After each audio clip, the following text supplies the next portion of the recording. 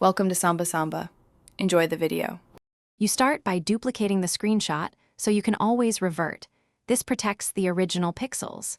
Next, select the green area using a lasso or color range. Make sure to feather about 1-3 pixels to avoid hard edges. Then, apply a hue selective adjustment or set a layer blending mode to isolate the green for removal. This sequence lets you remove color without losing texture because you're operating on a copy and targeting chromer rather than painting over pixels.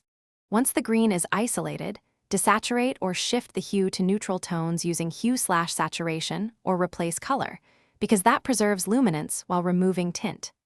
If the area loses detail, use the clone stamp or healing brush on a new layer to rebuild texture. Sample nearby non-green pixels to match grain and lighting. Make sure to mask your adjustments so changes are localized and reversible, and toggle opacity to blend the corrected area naturally into the screenshot.